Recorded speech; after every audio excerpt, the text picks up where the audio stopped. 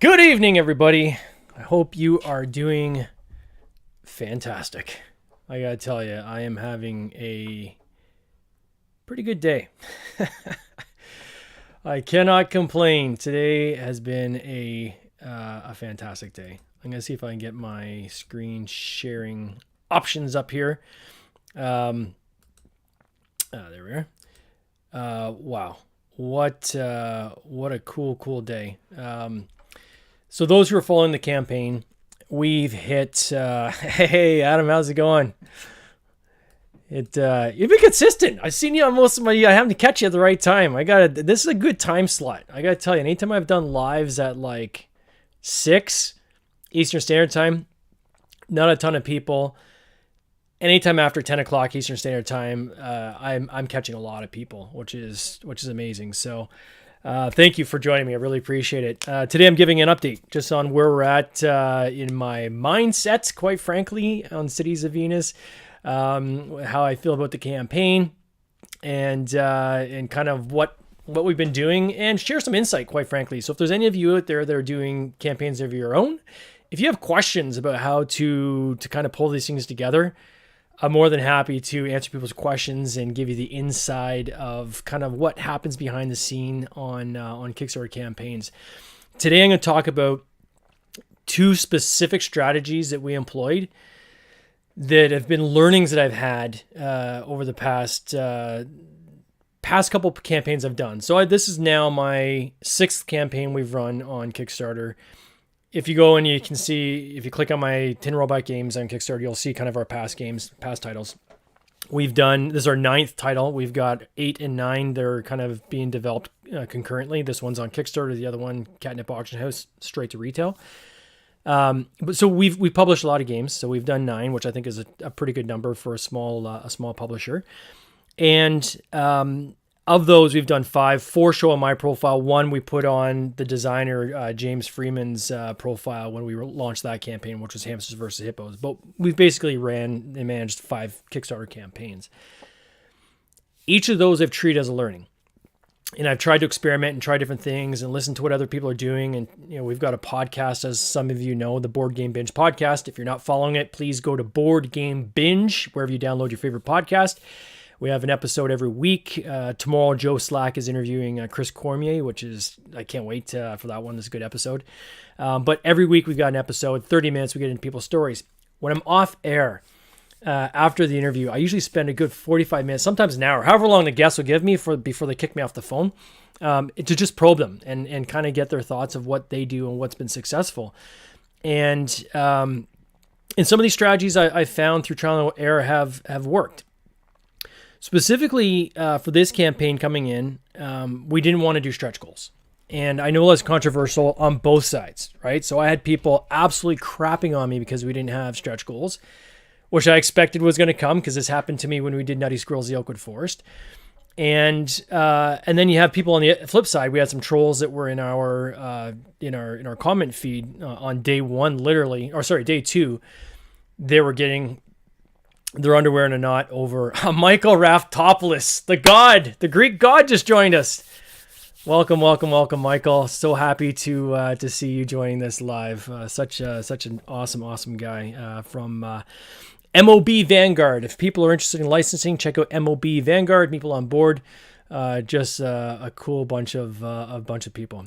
Anyway, so on this campaign, the stretch goals versus no stretch goals. And so we decided not to do stretch goals. This is something I kind of abandoned after Nutty Squirrels of the Oakwood Forest. We weren't going to do stretch goals on Nutty Squirrels of the Oakwood Forest. As soon as we launched, of course, I had everybody saying, where's the stretch goals? We need things to keep people interested.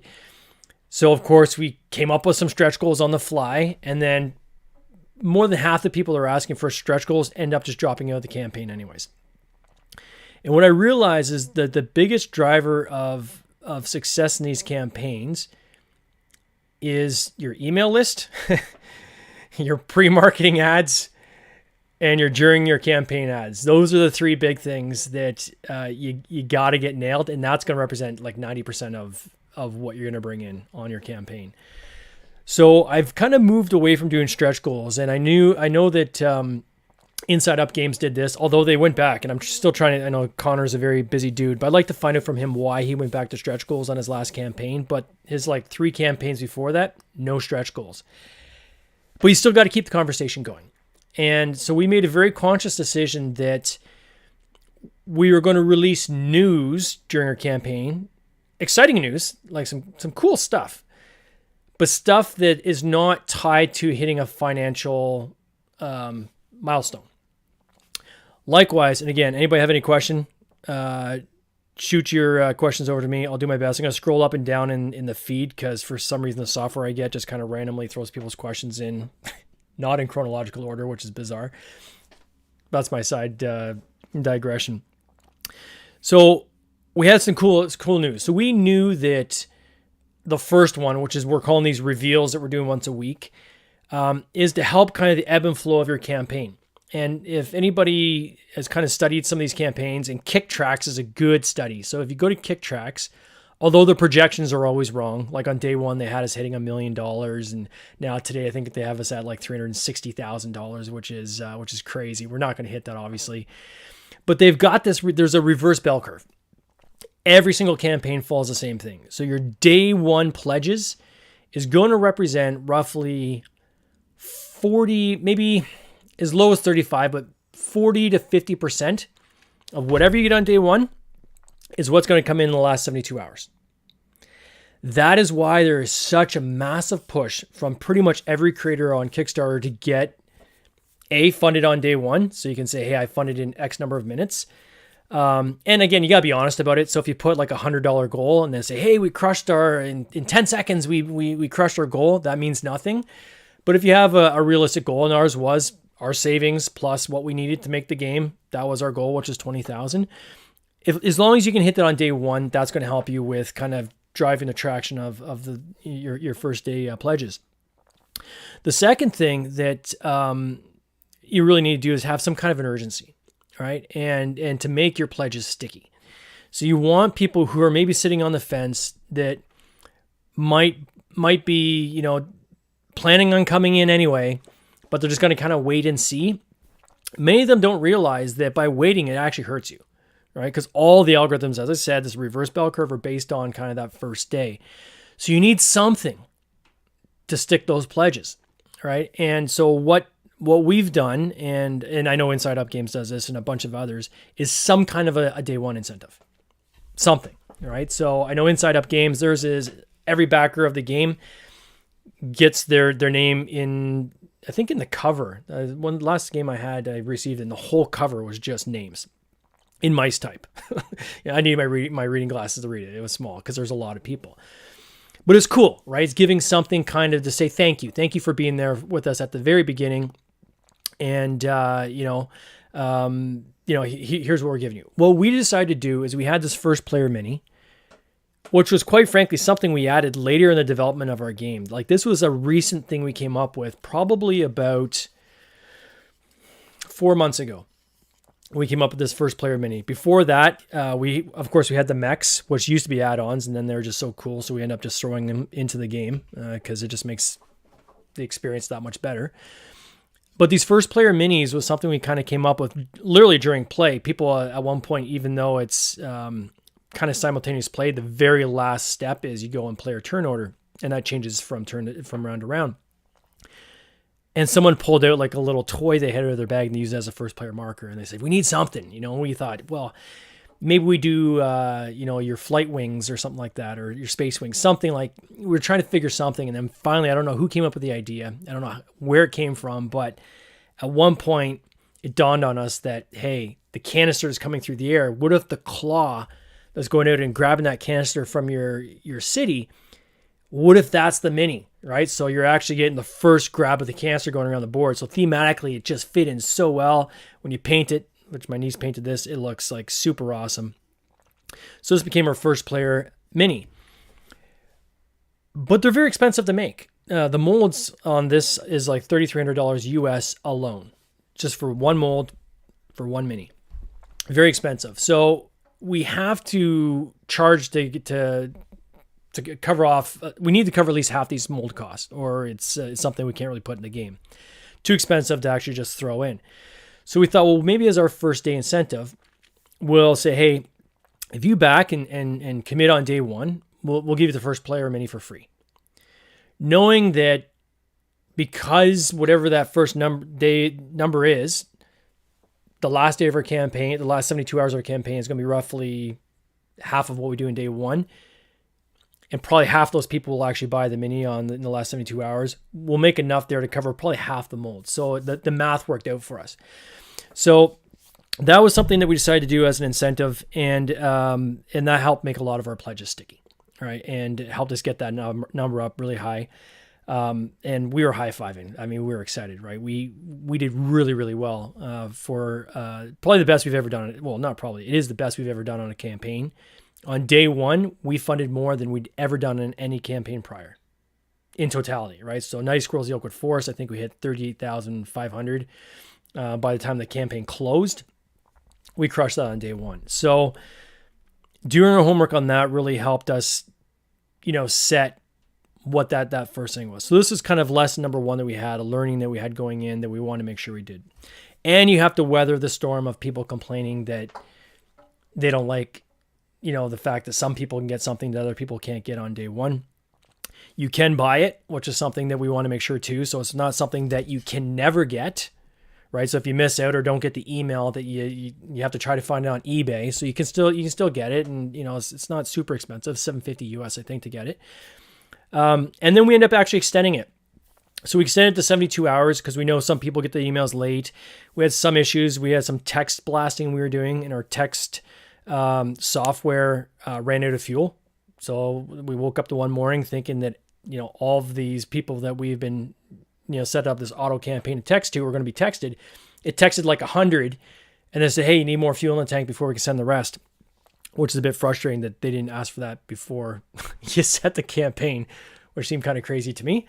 So we ended up doing that and extending it to 72 hours, right? So we said, okay, anybody that really wants to kind of be in early is going to get in there in the first 72 hours. Those people get the mini for free. The second big learning we had going in, so one was stretch goals. So no stretch goals, just reveals, right? And so today's first reveal was a big one, was that we're doing a solo mode.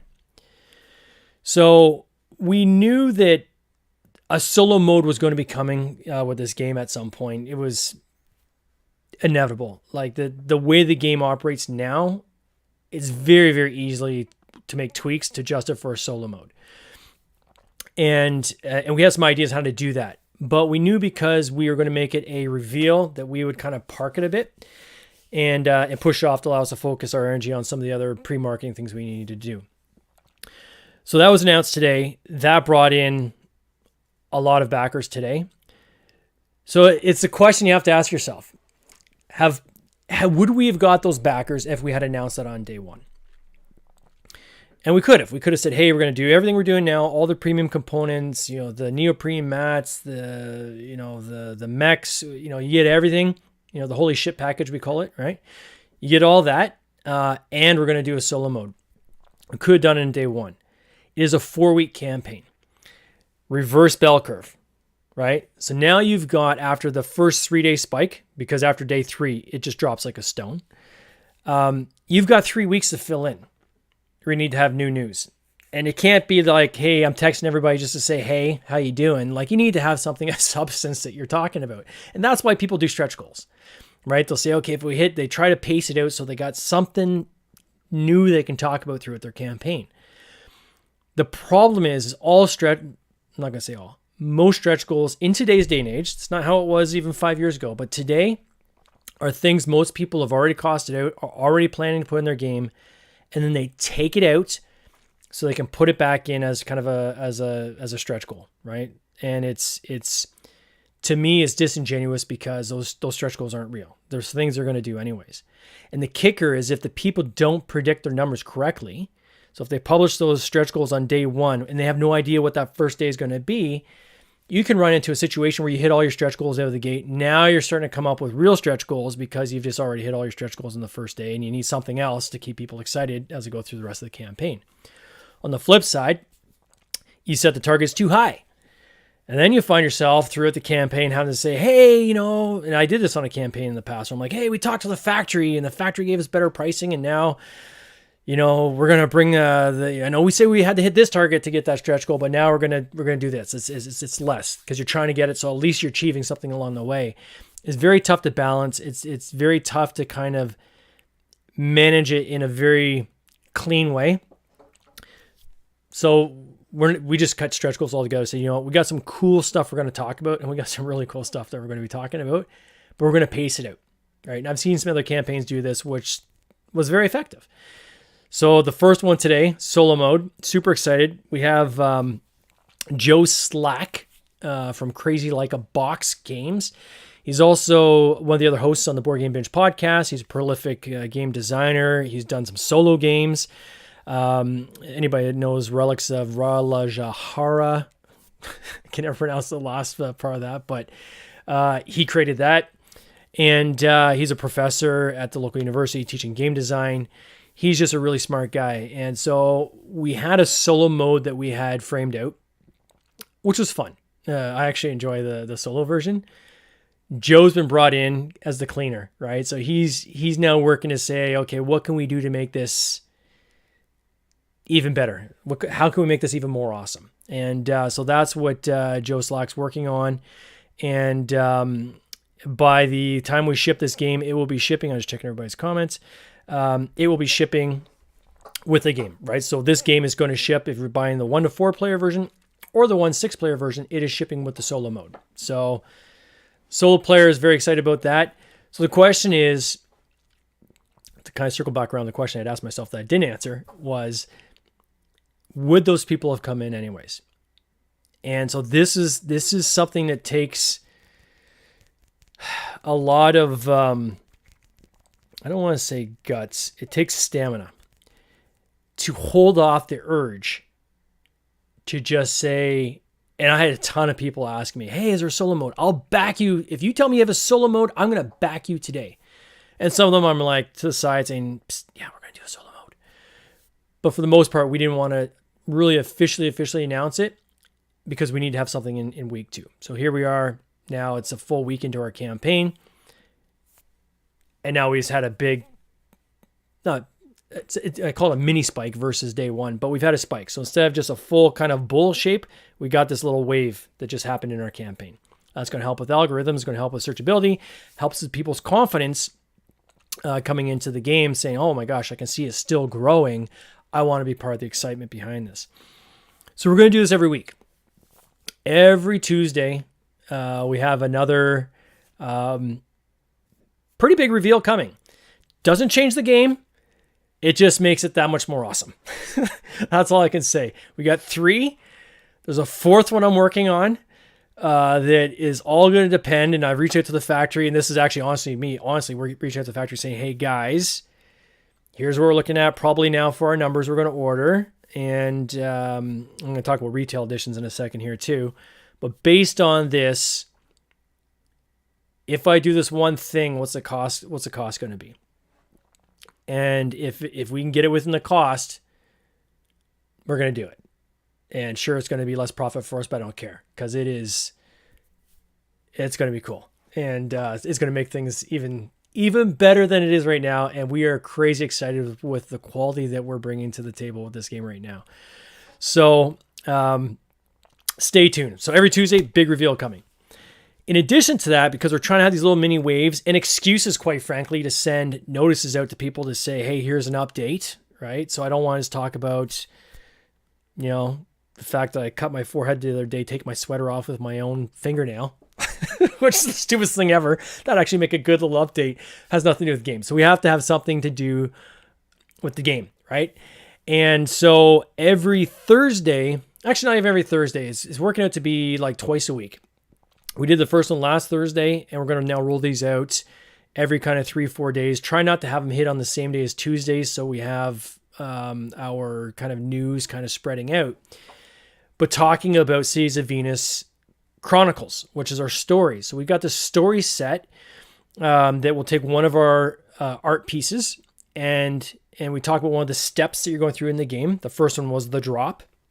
And there's a little mini kind of 250 word, 300 word mini short story around a day in the life of somebody that is on the station and something that's happened to them that's thematic to our actual game. And at some point, we'll probably release these as a graphic novel. For sure, when it's done, we're probably going to send the digital artwork with these stories with everybody's final copy. Between when we finish our campaign to when the games are finally ready, there's you got about a year timeline there. So in between, there's some things we can do to keep the interest up and keep people excited. These are things that we'll give the entire story out and probably more stories. But what we're doing is right now we're releasing those in our not our comment, our update section of our Kickstarter page.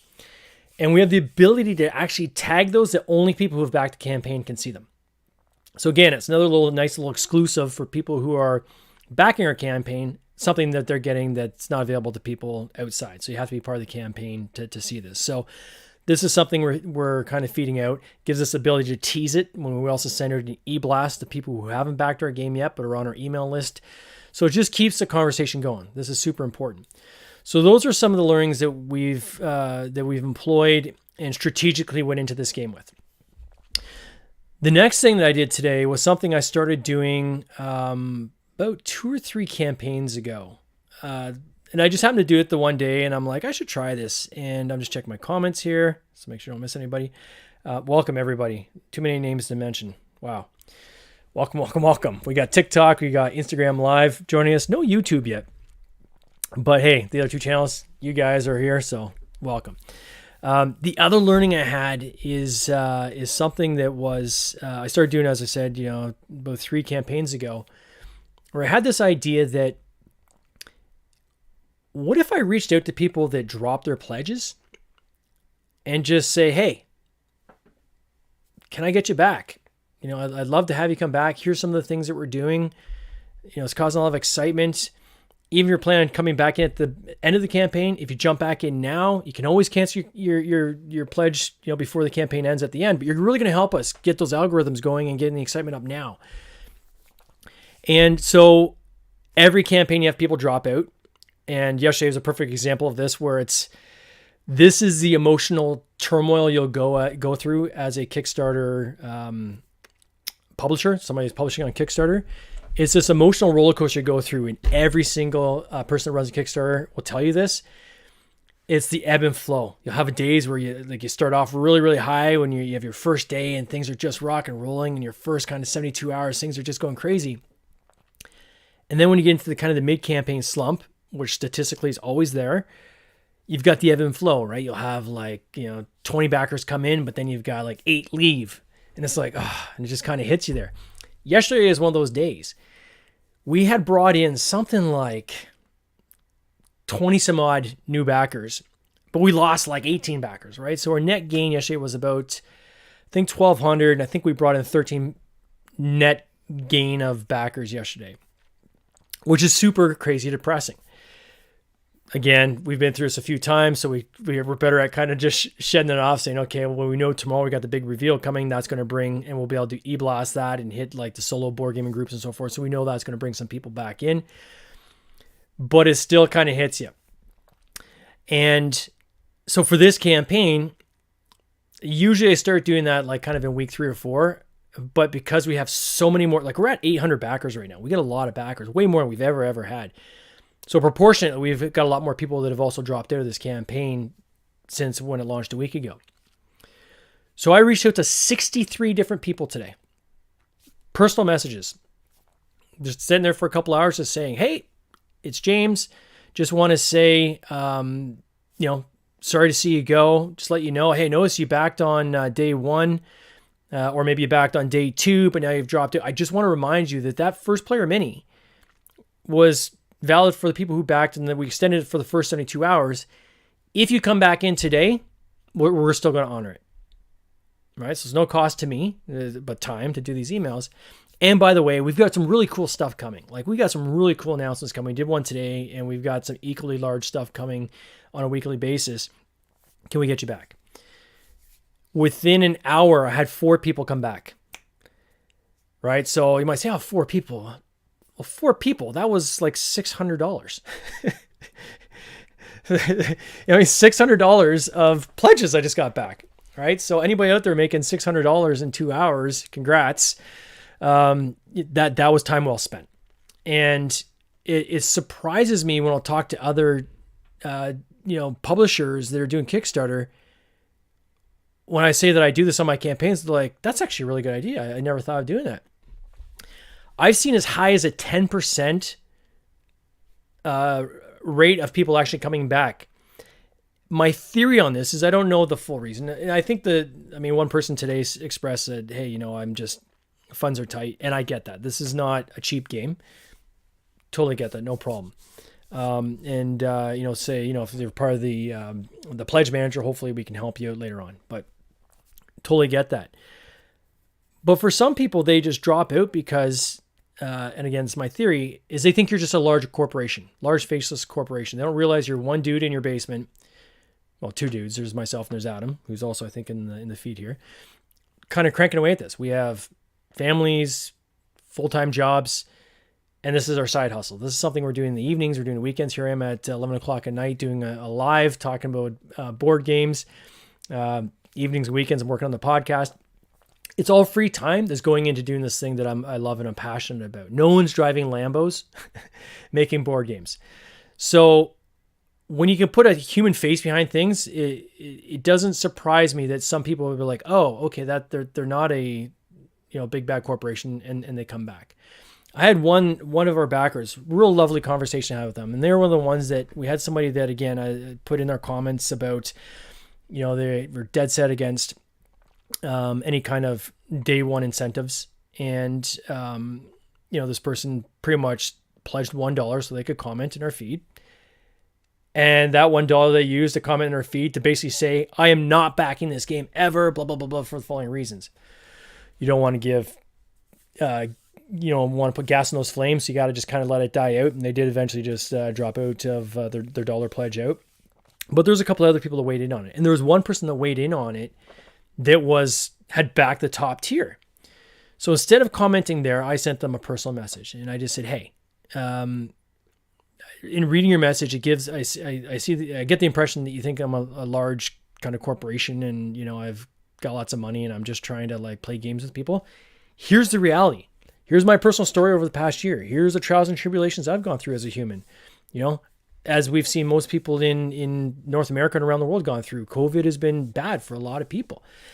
And, I don't know anybody that doesn't have something that's kind of crappy that's happened to them, right? In some facet, right? So, and he responded back and said, oh my God, I didn't realize that. And thank you for explaining how the algorithms work on day one. I didn't realize that you're kind of forced to do this kind of day one push, right? To try to make those pledges sticky in day one.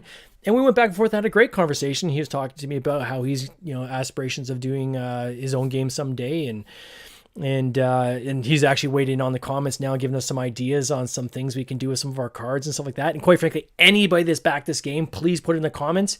Any creative idea, thematic idea, anything you have that ties into Cities of Venus, because we our again, what we've sent out to all these reviewers was about 60% of the actual mix of what you're going to see and variety you're going to see in our cards. We're actually still adding more events. We're adding more, the game is completely playable right now. Don't get me wrong. I mean, the game is finished, but we've got time. So we're just adding more, and we're adding more variety and say, hey, what other kind of events can we do? What's something else that's cool? What's something we've never thought of? And there's been a lot of stuff people have come up with that we haven't even thought of. Some really cool ideas. And we're going to do as many as we can. And each of those people that have an idea that they've thrown our way, they're going to get named in our book. So in our rule book, probably at the back, we'll have an area for maybe our heroes section with, and we'll put name mentions of all the people that contributed ideas that we use to help enhance this experience as a thank you to them, not only back in the game, but providing their thoughts and feelings and ideas. So that's kind of the background really quickly of why, we did things the way we did and why we pace things out the way we are. There is kind of a strategic approach to this, right? And there's a rationale for why we do it. Constantly, I'm crawling the web every day to see, okay, who else has mentioned something about Cities of Venus that maybe I've missed. And then as if there's any questions or misunderstandings, I can try to clarify, right? So we had one today. I felt like an absolute idiot from the Unfiltered Gamer did a spectacular video on Cities of Venus 8 days ago. I have no idea how I like, and I've been searching literally daily and I did not come across the video. They didn't send it to me, so it's over to me to try to find it, but it was awesome. I mean, it was a great review, and not only a great review, but the upfront production they put into it was showing like the surface of Venus and stuff like that. It was really cool. So we put that into our page today. Harry Game Lords, they came back with their review. They're a bunch of guys from, we'll say blokes from the UK. Man, they're funny. I love those guys, and I got a good chuckle out of their review. And it's really cool because the three of them will do, like, they'll play a game, and they play once, and then they'll do kind of their first impressions. And then each of them takes turns kind of giving like the little mini review, and the other guys are poking at them from behind the camera, doing little jibes and stuff like that, which is just awesome. So their review was up today, so we put that on our page as well. So check those two reviews out. If you go on our Kickstarter page, just scroll down, you can see under the reviews section, both of them have put their put the reviews there. We've also solidified on our page that we are a 1 to 6 player game and a 1 to 4 player game, depending on which pledge level you grab. There was a typo, which is a bit of a kick in the pants. When you do a typo in an update that goes out, you can't edit it.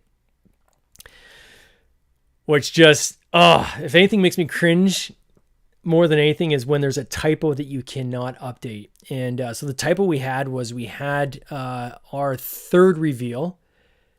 And I mean, we've all looked, there's several people looked at this thumbnail and none of us caught it.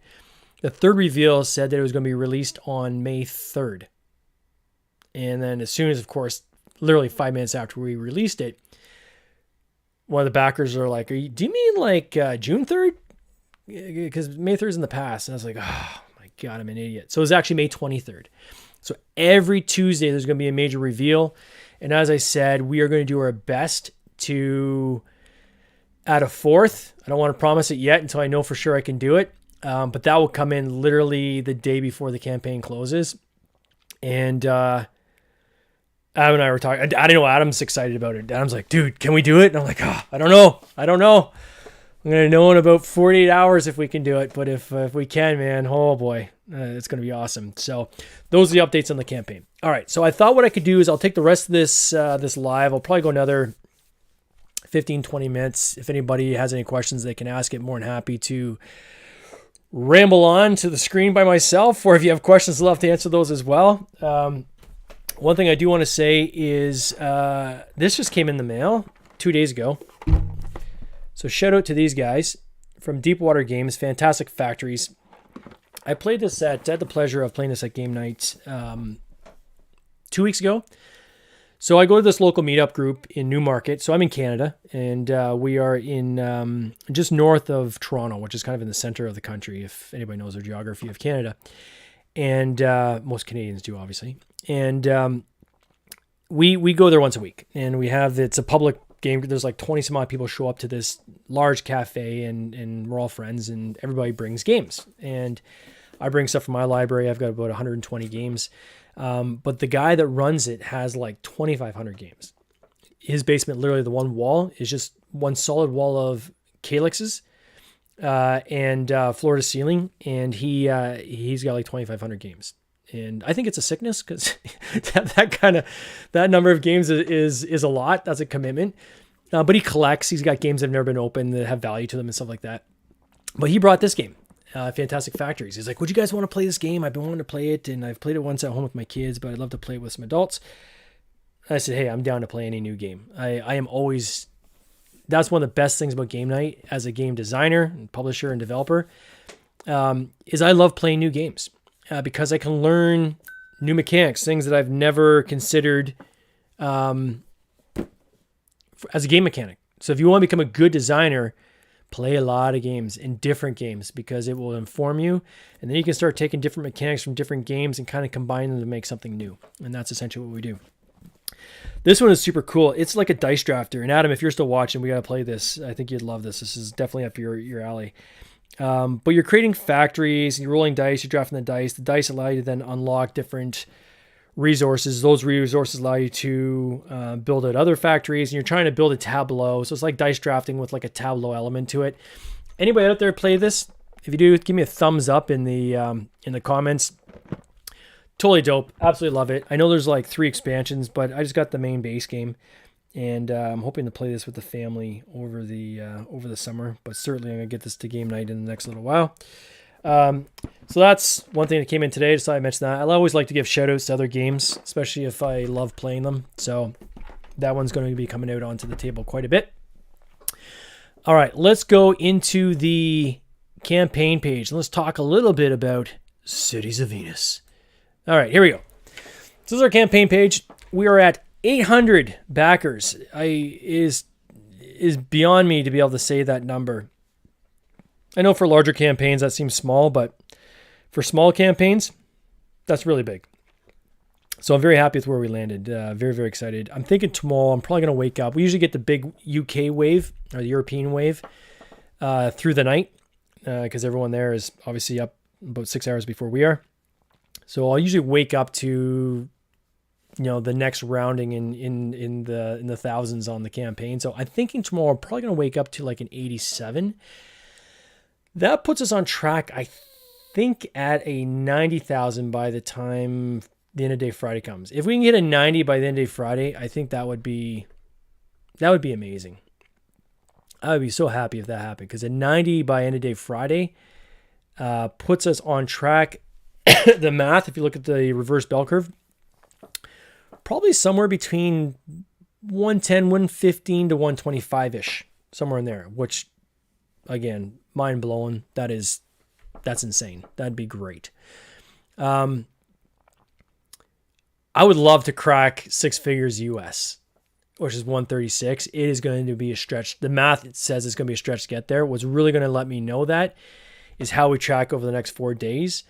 And next week, if we get a mini spike again next week on Tuesday with our announcement then, I think we've got a fighting chance of cracking 6 figures US, which puts us in the 6-figure club, which is what we're trying to do.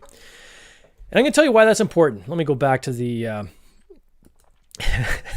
single camera again. Okay, so this is why this is important. And I started talking about this earlier, and then I got distracted. Okay, so in crawling all these websites today, looking for any content on what anybody's saying about Cities of Venus, just so that I know kind of what the word is out there and be able to respond quickly. Hordes and Boards, welcome! Oh my God, we got Hordes and Boards have joined us. Welcome, welcome, welcome.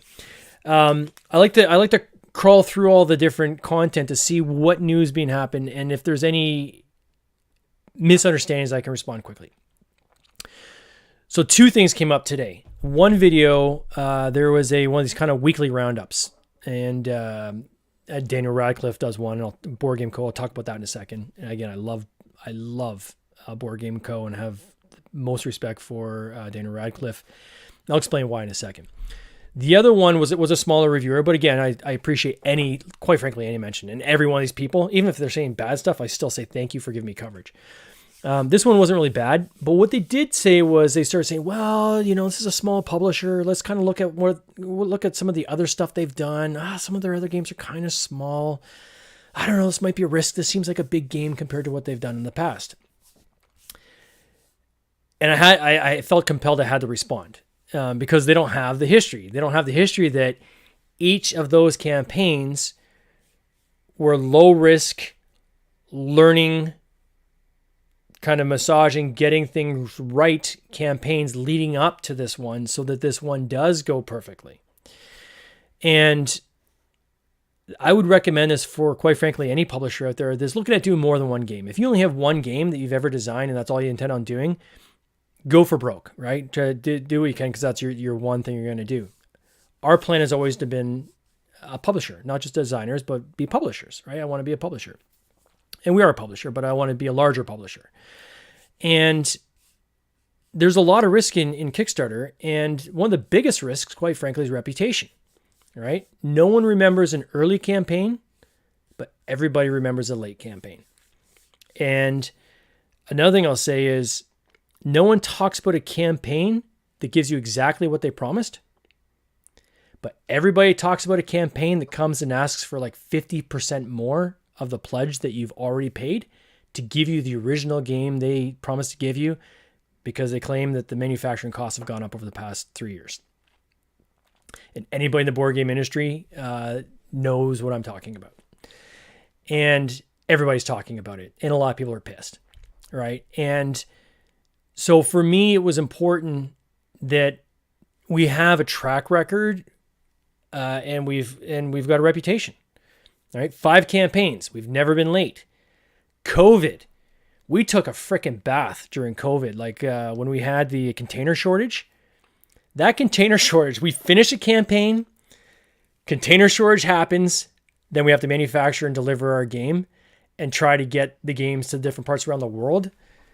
Like, we went in the ketchup big time on that campaign and we ate it.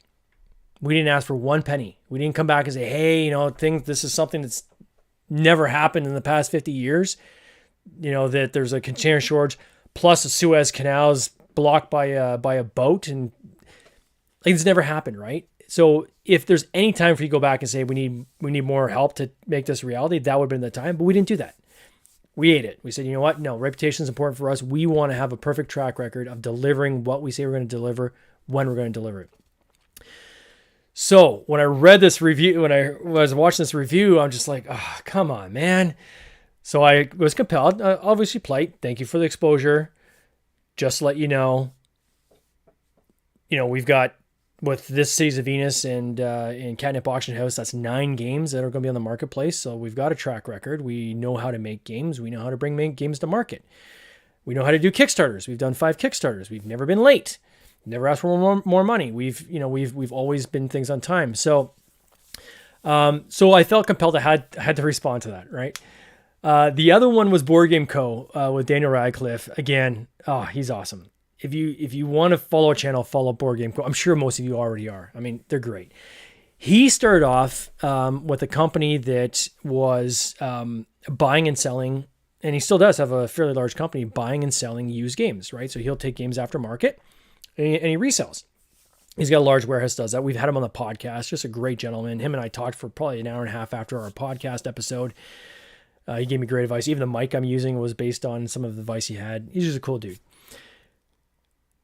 He did his Kickstarter weekly roundup, and in there he's talking about Cities of Venus. He's going through and he's like, the player boards. He goes, in the video here, they look a little warped, and that's I guess you can expect that from larger games. And again, these are prototypes that were hand glued, so of course they're not gonna be perfect. But and then he got to the part where he talked about should you back this, you might save money if you wait till it goes to retail. So again, this is something where I'm compelled to have to respond because it's something that's factually misunderstood, right? Because he doesn't know. Him and I haven't talked about Cities of Venus. I never sent him a copy. This is just part of his weekly roundup he does of Kickstarter campaigns, right? Which is great. And I watch his video content all the time to see what's kind of coming down the pipe. Had to go in the comments and say, just let everybody know, by the way, this copy is not available at retail. So we're doing a 1 to 4 player game, a 1 to 6 player game. This game, as you see it, isn't even going to be close to this at retail. I've had 3 retailers now reach out to me and a distributor saying, "What's your retailer price? What's your distributor price? Like we want to place an order. This is awesome. We think we can do really well with this game." And each of them, I had to say, we're only selling on Kickstarter. We're only selling straight to backers. We're not going through distributors. We're not going through to retailers. At some point down the road, we'll have a retail version, and we are working on a retail version. Spent some more time on it today, but it's going to be stripped down big time, right? So the 4-layer boards that everyone loves, and I don't know, people keep saying they don't understand why it's 4 layers. So there's actually 4 layers. The third one I think is hidden because it acts as a spacer so the cards can slide in, but these are quad-layer boards, uber premium boards. No quad-layer boards in the retail version. It'll just be a single-layer board that you place your cards on top. The thermoform trays. No thermoform trays in the retail version. These cool ass dice mechs. No dice mechs in any of the retail versions. The neoprene mat will not be available in the retailer version. Literally, the retailer version is going to be a single layer mats or single layer player boards. We have the mini player board with the innovation station, and we're going to have like some artwork. We're going to extend that board down a little bit and show artwork of a mech that you can kind of have a cutout to put your dice in, so still have the mechanic of tracking whether you've spent your meeple to roll the die or not. But single layer board, and the cards and gems. That's kind of what that game is going to be, which allows us to get down to the price point we need to be at for retail. This game is going to be way too expensive at retail, and I cannot give the kind of, number one, I want to make sure that people that are back in this game are feeling like, hey, I'm getting something kind of exclusive by supporting these guys and helping them bring it to market. But because it's so expensive to make, the retail price point would be way too high. Like when you manufacture a game, you have to be able to get that game at the minimum of 25% of kind of what the selling price is, right? And if you're going through like a consolidator or distributor, you got to get it way down below that if you want to make any money. So a game that's selling for even $50 at retail, I mean, you're making maybe $5, $6 on that, right? Per copy. So, we got to strip everything out for the so there will be a retailer version, but it's going to be completely stripped out. So I just want to kind of highlight that. And I did in the comments because it is important just to kind of correct that and make sure that fact is clear. Okay. Off my little part about content and correcting the record. Okay. Let's get into the campaign. So we got 800. I'll say it again. 800 backers. Thank you so much. Again, feel free to throw your questions and comments. Even give me a high five or a thumbs up in the comments. Just to let me know you're alive. I have no idea how many people are alive. I get the whole list, which I think we got about 50 here, but again, it doesn't tell me once they've dropped off. So it just looks like everyone is still here. So give me a thumbs up if you're listening. Let me know that there's people out there. Okay.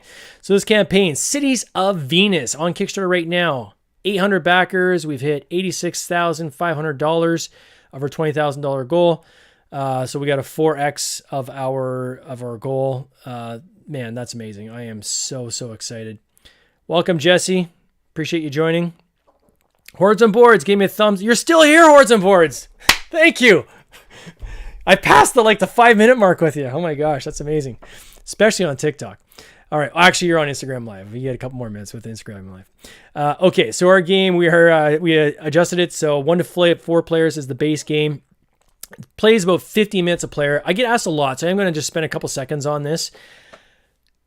This is language independent. So even the reviewers that saw the game with, there's I think 2 cards that have words on them, and the mini player board acts also as like a reference sheet. Those are going to be adjusted. So we're going to have a separate reference card that we can then translate into multiple languages. But everything else is just symbology. There's no words. And what that allows us to do is go out in multiple languages. So far, I say so far, because if we have a massive demand from another language, then of course we're going to accommodate. But we have English, French, Spanish, German, Italian, and Portuguese are the languages so far that this game is going to come in. How we'll do that, again, because people clarify, they're like, well, is it like on shelf, like fully in like Italian, for instance? The answer is no. We're going to have the outer box will be English, but everything on the inside, the reference sheet will be in multiple languages. That's what we did on Nighty Squirrels, the Oakwood Forest. And then for the actual rule book, we'll have that in the Pledge Manager. There's going to be no cost. So what we'll do is we'll just say, okay, which language are you in? And then we'll make sure that we can get them the rule book for their particular language. So that'll all be done through the Pledge Manager. The story of Cities of Venus, it's the year 2222. And Earth has been sending supplies to Venus. So we're these floating city-states in the clouds. And we're each a governor in charge of our own city, and we're trying to keep the city thriving and growing. And we're taking these upgrades coming from Earth in the form of like innovation. Welcome, Andrew. Welcome, Helen. Beauvers, welcome. And we're trying to take these supplies and upgrade our city. And we have immigration coming in as well and trying to make the city thrive. And Earth has been sending it in the form of these cloud drops, these canisters coming down through the clouds that each of the cities you have to reach out and you can grab one at a time. Something's happened and there's been a catastrophe on Earth and we've lost contact. So we don't know when the last container is coming from Earth. The way we thematically represent that in this game is the canisters, this cloud drops are coming, we have a deck, and the deck is split into 3 different phases. And some point in the 3rd phase, we randomly shuffle in an Earth card. So at some point, that card's going to come up, and that'll signify when the game's over. So you have this kind of random end game mechanic, which I really love because it keeps you guessing. It keeps the tension. Is this the last round or not? Do I kind of push my luck a little bit? And I mean, Harry Game Lords today were talking about this in their review, where the one was saying like, I want to go for the victory points, but man, that takes out all the people I can put in that department. If the next drop is not the end of the game, then that I could cook myself there, right? So do I want to kind of go push for the big points at the end? So that was done by design and something we wanted to definitely have in this game as that kind of end game trigger.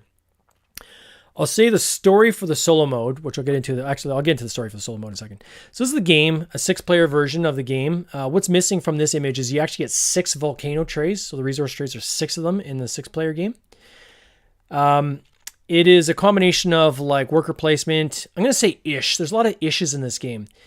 We just tried to create something we thought was cool. So we didn't really go and grab a specific mechanic and build a theme around that. We had a theme that we really loved, and we built a game around that theme. So it's kind of worker placement-ish, resource allocation-ish, resource gathering-ish. You got some card drafting. You've got central market. And then you also have the tableau that you're building, which is your city player board, which is different than kind of a traditional tableau, which is a grid on your table. This is kind of your board where things are literally sliding into your board all over the place, which is awesome. Base game's got over 490 game components, so lots and lots of pieces to this game, and they are premium. Everything from our dice mechs. They look like this when they come in the box. So they'll be gray, single color gray. And then you can paint them. And my niece painted these ones, and she's very, very talented. Did a great job.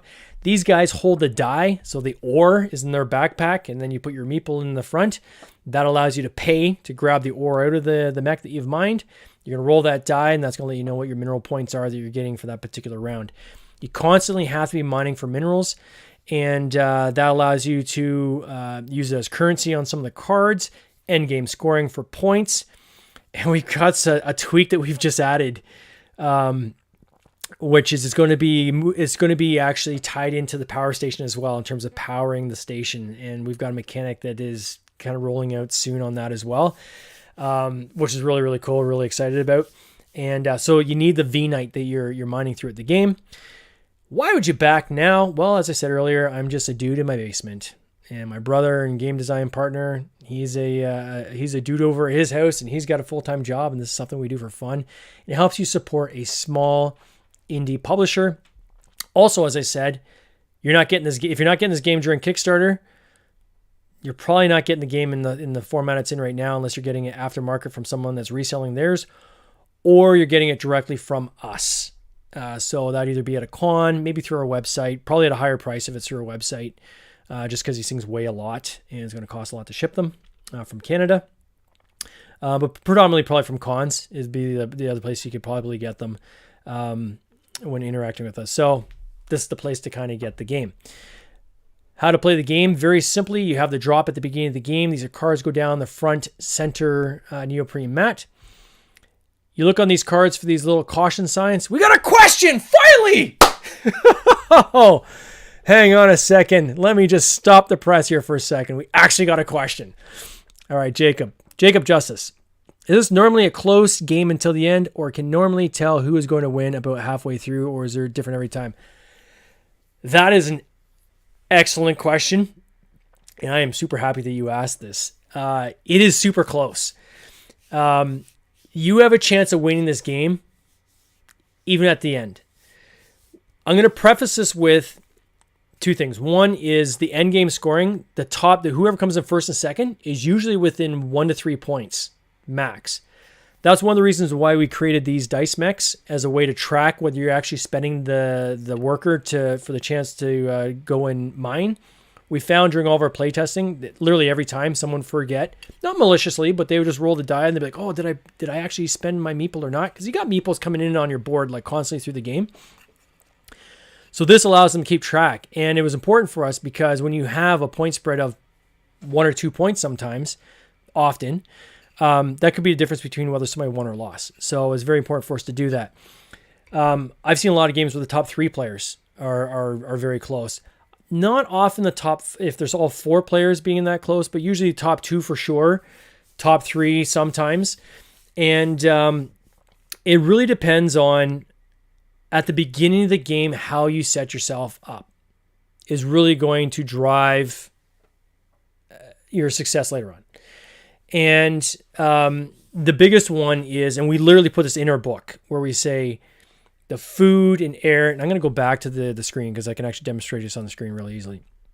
If I go down here to, you're going to erode shields. So really quickly, resolve events, which come up based on the symbology on the card and the drop. You erode your shields, so you're always losing people from your shields. There are upgrades that allow you to stop that, but for the most part, that's happening. Okay, now population growth. This is the engine of the game. You need to be constantly generating population to allow them to then be placed and go and do stuff, right? So whether they're going to go to the innovation station and innovate, whether you're using them to mine, whether you're using them just to basically, prep yourself for events that are going to happen and are going to wipe out populations from different departments and so forth.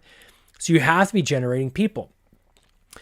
The only times I've ever seen people do badly in this game, where like halfway through it's like, oof, they're in trouble. And we have some catch-up mechanisms we put in there so that it's not a horrible experience. There are some ways to catch up. Is if they don't build that engine at the beginning. If they're right away, they're like, oh, I'm going to take my meeples and I'm going to go and put them, I'm going to start innovating right away and I'm going to do this over here. And we literally have it right in the book. Please don't take your eye off of the food and the water air section, because the lowest number between these 2 departments represents your population growth.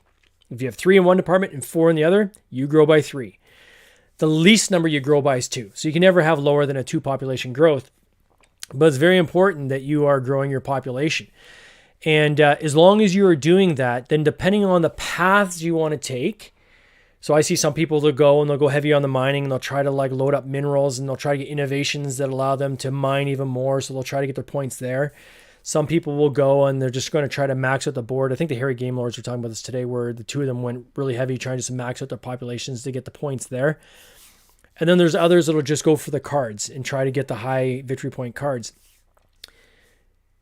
Most times I see somebody win the game is a combination of those, right? So it's tough to win the game with just one of those. It's usually 2 or 3 of those. So you're either going for minerals and victory points on the cards, or you're going for population and minerals, or you're going for population and mineral points on the card. You have to do kind of 2 or 3 of those things in combination in order to secure the win.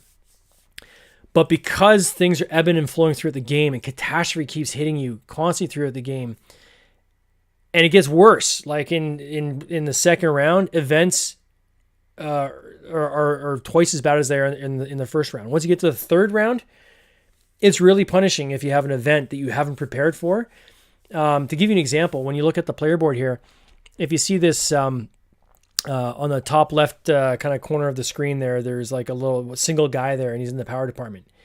If an event comes and it says take say 2 people out of, something's happened, it's like a solar flare or something like that, and you lose 2 people from your power department, and you only have 1 there, you have to take that guy off, and then you have to take 2 people from somewhere else. So you lose 2 people for every 1 person you can't pay due to an event. So it is critical to constantly be managing the entire station. And that's what we really want to do. Thematically, we want this to feel like this is in the future. You're a governor of a city and you're trying to instruct your workers where you need to go, and you're trying to plan it out properly so that not only are you growing your city, but you're also making sure you're defending against bad stuff that you know is going to be coming, right? Because it's a harsh environment. I will say that if that's not the type of game that you like, this is not the game for you. Because bad stuff is happening throughout the entire game. And the fun of it is trying to get yourself properly positioned so you can defend against that while also going through the challenge of how do I grow? How do I try to get the right number of victory points so I can get more than the other player? And there are some even press your luck elements in there where as you get near the end of the game and near the third phase, there's some cards that have some big victory points on them. There's one that'll give you like 5 victory points, which is a large for a card. The spread on the cards is like 1 to 5. I think there's only 2 cards that actually have a 5 victory points on them. So if you can get a 5 victory point on a card, that's a lot of victory points. But that card, when you slot it into your player board, it takes your capacity of your mining department down to 0. You basically cannot mine anymore. Any players that you have in that department are out the airlock. There's no room for them to be there. And it's a risk because if you then if the next drop isn't the end of the game, if the Earth card doesn't come up and the card is maybe at the bottom of the deck and there's 2 more drops coming, not mining for 2 rounds could be pretty catastrophic. So especially if you need those minerals for things like keeping the station going and so forth. So it's cool. Like I like how the dynamic of the game keeps going right to the end. So long-winded answer. I got really excited there. Thank you for the question, Jacob. Keep them coming if you have any more, but that was an awesome question. Thank you so much. Anybody else have any other questions, please throw them out there. No questions are bad. Even if you have a creative idea, I'm going to read it out loud. No matter how silly it is, there are no silly ideas. Thematically, we're also looking for other ideas to incorporate into this game that we can add to cards, events, drops. Give you an example. We had a cool one that somebody came up with the other day. They said, hey, could there be some kind of like, almost like Olympics between the different city-states? And Adam and I were talking about that, and we're like, okay, well, what would that look like? Because this game right now doesn't have there's no direct player interaction. The interaction is if you grab a card that someone else wants, that's the interaction, and they have a chance to do the same thing on there if they get the first player to go. But there's usually enough mix and variety there. There's usually something there for everybody based on the strategy they're pursuing. But there's no kind of direct player-on-player interaction. So what's a way we could do that without it being kind of a buzzkill or anti to the way this game is set up? So as we talked it through, and what we came up with today was, okay, yeah, let's do an event where that there's been an announcement that there's a planet-wide games between the different cities. And the game specifically the prize could be like 4 minerals. So it's something where you're getting something, but it's not something that's going to be like this person wins and then they're going to win the game. So it's not going to be something that's going to throw the balance out, but it's a kind of a cool diversion element that could be some good fun relief in amongst the pain that you might be suffering as you're going through these different rounds. So the idea we had is maybe you got these meeples, and I don't know anybody that's ever played Rolling Heights, which is one of my favorite games. I friggin' love Rolling Heights. Look it up if you haven't heard of it. It is awesome. I just got my Kickstarter copy 2 months ago. Actually, I didn't even get it. I got it as a late pledge, but a buddy of mine got his Kickstarter copy. Then, of course, I loved it so much I had to buy this game. The whole game, you're rolling meeples, and based on how the meeples land, it allows you to unlock resources, and the resources used to build these little subdivisions and so forth. And it's super cool. Love it. This mechanic of rolling the meeples is just fun.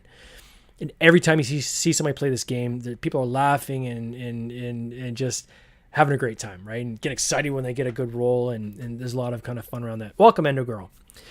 So we were talking about that today, and we said, well, maybe we have something like that, where everyone takes 4 meeples, and they're just rolling meeples as fast as they can, and the first person that can have a meeple land. Oh, Hordes and Boards, yeah. Oh, yeah. Hordes and Boards just said they love Rolling Heights as well. It's again, I have it right across my desk. I stare at it every day. I love that game. I wish I had come up with that game. That would be, I love it. Anyway, so these guys, when you roll them, they'll land predominantly, half of them will land flat, half of them will land kind of on their side. It's very difficult to get them to land on their feet. So we're thinking, well, maybe that's the game. Something silly like that. Okay, everyone grab 5 meeples and keep rolling. First person to basically have their champion land on his feet wins like 4 mineral points or something like. Could be something silly like that, but that could be kind of a fun event card to come up. Right now, everything's bad. Not everything. There's like 20% of the cards which are a population boost. You get immigration. That will just they'll show up as a canister for everybody, so everybody can add 2 at the top of the order, which is really important to get. If you can get immigration literally before you go through the whole sequence of events, that will really, really help. But for the most part, things are bad, like 80% bad. And as you get to the third round, it's like really bad. So we're probably going to add that in. It sounded kind of silly, kind of fun. I loved it. So again, any ideas anybody has, throw them at me. Throw them at me here. You can throw them at me even in the comments of our Kickstarter page. We could use the traffic. Thank you very much. Okay, so let me go back to this page. So the innovation department, you can deploy people to the innovation department as well. It is in the International Innovation Station, which is represented by a mini board that everybody has to the side of their main city board. On there, you can deploy up to 2 VNaughts there at a time. Once you get 8 people there, then you can cash them in immediately, and it goes. And if 2 people do it at the same time, it'll go in player turn order. But you cash them in right away, no matter what step you're in. As long as you got 8 guys there, you can cash them in right away, and then you can grab one of the upgrades. The upgrades are all kind of powers that take a department and make it do something different and cool. For example, take a sip of my tea. The shields. As your shields are eroding every single round, there's an upgrade card. You slide it in, and the little shield icon will peek through the window. And that shows you got stable shields. And stable shields, then you don't have to erode your shields every round. You can still get impacted by events, like a meteor hits or something like that will still take people out of that department, but you don't have your shields eroding. We have a card like that we're working on for every department. So a power, an event happens in the power. And I think somebody, it might have been Reed that might have said this in the comments, said, could you have something that like an armor for your VNaughts so they're not impacted by events? So we took that idea and we said, yeah, we can create events that allowed us to do this in each department. So if you want to go for that event, that upgrade, plug it into your board now, and if event hits your power station, you're not going to lose any people from that department. Now, if you do that, that is in lieu of taking another upgrade, which might do something different. So there's choices in the game, and we're going to have at least 3 different kind of cool upgrades per department in this game. Our current reviewer copies we sent out, the card count was right, but we had a lot of duplicates of the same cards, right? So we had I think there was 2 or 3 of every card in that drop deck. Whereas when we go to the production copy, so when we deliver this in a year from now, there's going to be very little duplicates. There's going to be there's a lot more variety that's going to be in the final game, and allows us to do a lot of these kind of fun little things. Some cards we are going to still duplicate. The biggest one, quite frankly, are capacity expansions for the food and the water air departments, because that's your population engine. And we want those cards to come up in multiple drops. So somebody has the opportunity that, okay, Johnny grabbed it in the last drop. I kind of wanted to get that card as well. I can get it in this department, because you need 2 cards for that to actually boost your population growth every round. So that for sure will still have duplicates of those, but all the other cards, I mean, I'm going to just keep filling it in with as much variety as we can possibly handle. So very excited about that. City actions. This is where the main stuff happens in the game. So everything else is kind of setting you up in the round to then get to the city action phase. City action phase, there's a number of things that can happen here. So one, and you can do any number of them, none of them, all of them, and in any order, because sometimes one city action will impact another city action. Case in point would be if you have a card that you've reserved in the final step, which then now here you are on another round that you've had a card you reserved that now you want to equip it. So you have to now pay the value of that card. Well, say you needed minerals as part of the cost of that card, but you don't have enough minerals. Well, you could choose to mine first to get the minerals you need, then pay for that card to equip it. Likewise, if that card allows you to boost your mining ability, like some of these cards will allow you to increase the pip count, like the dots on your die. You can add 2 additional dots to your die. If you want that before you roll, well, then you can equip the card first and then go and do that. So those are the mining, equipping cards. Those are 2 actions. As a catch-up mechanism, if you want, you can spend 4 VNight to buy 1 VNaught and add it anywhere in your station or to the International Innovation Station. The economics there is, it seems like an arbitrary exchange, but when you do the math, it's actually, you're taking a hit, right? Because at the end of the game, 2 VNaughts is 1 victory point, 4 mineral points is 1 victory point. So if you're spending 4 victory points to get just 1 VNOT, that's like half a victory point hit you're taking to do that exchange. But it's a good catch-up mechanism just to make sure that, as Jacob was saying earlier on, to make sure that people still in their halfway through the game, they still have a way to kind of catch up and still kind of outmaneuver the other people. And then again, halfway into the game, you could be riding high and then you make the wrong decision or build something wrong or not kind of pay attention to a certain area of your ship or take a little bit of a risk, and then you get hit with a big event that wipes out an entire department. Well, that can be pretty debilitating too, and trying to catch that back up. So that's one of the city action phases. We also have another thing we can do in city actions is there's an innovation card that allows you to move meeples, because right now VNOT laid is a VNOT played. Once they're in a department, they don't move. This card allows you to move up to 2 amongst your city on that turn. And then we have some other cards that are innovations that we're adding. And again, some of them inspired by some of the ideas people gave us in the comments, that will allow you to also do other things during the city action phase. One of them is going to be allow you to take at least 1 VNOT, not at least, it'd be 1 VNOT from anywhere on your city and send them up to the innovation station. So like a shuttle. That allows you to innovate much faster. In order to do that, though, you're taking up a slot. So there's always kind of give and take. There's always choices you're having to make in this game. As I said, end game is when the Earth card comes up. We've lost contact. It's the final drop. Once you get that, then you count up your victory points. Victory points are on the cards.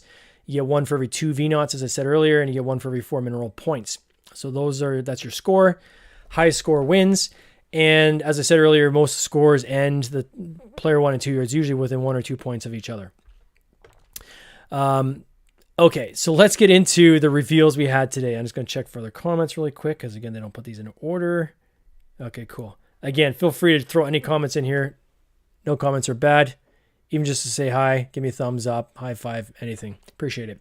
All right, so reveals. This is one of the reveals we did today, the first big one we had, and that is that we're doing a solo mode, and it's going to come included in your game. So the synopsis of this is it will be... Oh, I had a couple more pledges come in. That's awesome. The synopsis of this is that it is about 20 years before the events of the multiplayer game, and a catastrophe has hit one of the cities, right? Because there's multiple cities floating in the clouds of Venus. Maybe there was originally 5, or maybe there was originally 7, and then after the solo mode, that person wasn't able to keep the ship afloat, and now there's only 6 for the multiplayer game. 20 years before. Catastrophe hits, meteor, something hits the city, literally wipes out the entire population except for you. There's 1 person left. You got 1 VNOT you start off with. And you have sent word to Earth for help. You're trying to get help. Your goal in this game is to get the city back up and functioning and keep it floating until help arrives. And the feedback we've had in talking to a lot of solo gamers, and I'm not a solo gamer per se myself. I have played some solo games, but I do prefer the multiplayer games. But there's a lot of solo players out there, so we do try to incorporate a solo mode in all of our games. And what a lot of the solo players are saying is that they really like win-lose conditions. So what you'll see in a lot of games where they have a solo mode is they'll just say, hey, here's a solo mode and here's an autonomous deck to, represent another player and kind of try to beat your best score. Kind of like when you're playing like the old arcade games. Okay, play again and try to get a better score. Most solo gamers seem to prefer more win-lose conditions. Either I achieved it or I didn't, right? So that's what we've got. You either crash your city or you keep it afloat until Earth comes. So we've got these winning conditions where you have to end the game with at least 10 mineral points. You have to have 10 victory points. You have to have a population of 20. You need to have at least 1 person in each department. And there's one other thing that we're just kind of noodling around, and I'll explain that in a second. That's the bare minimum. If you don't have all of those things happening, by the time the Earth card comes up, your ship crashed. Yeah, Earth got there too late. We're going to mix and match objectives as well. There's certain objectives you also have. So there's going to be minimums you have to hit, but then there's going to be certain objectives you have to achieve in the game. And those are going to change every time you play. So kind of in the spirit of how this game is very different every time you play. And again, this goes back to Jacob's question from earlier. He was saying, is the game different every time you play? The game is completely different.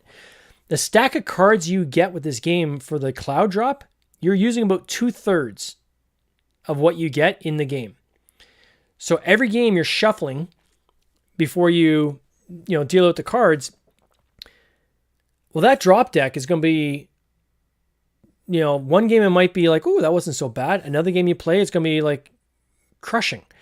So, and that was by design. So we wanted to have this experience. Every time you play this game, it's a different experience.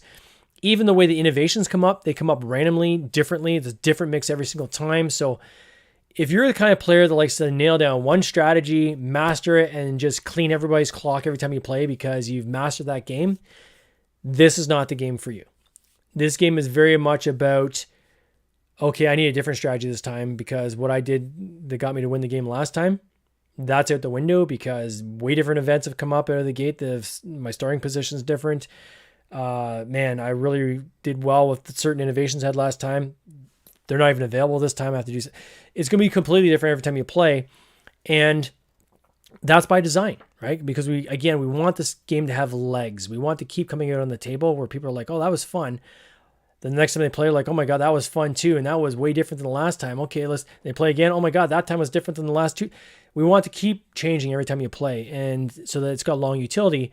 And our intention is probably once a year. It's going to be based on people's demand. But so far what we're hearing is there's a lot of demand for this, is actually having refresh decks that we'll make available. So if somebody wants a new deck that they can either go through and intermix with their current deck and change cards out, or have a completely different setup in terms of the cloud drops and different innovations and so forth, we're going to have those, after these games are delivered. But once a year, we're going to have kind of like a refresh deck option for people that they can order, and we can ship them. And we'll probably try to ship it straight from China because we can do things like that in really small boxes. If you can do a box that's like a pound or less and is tiny, it's actually more economical to ship it straight from China.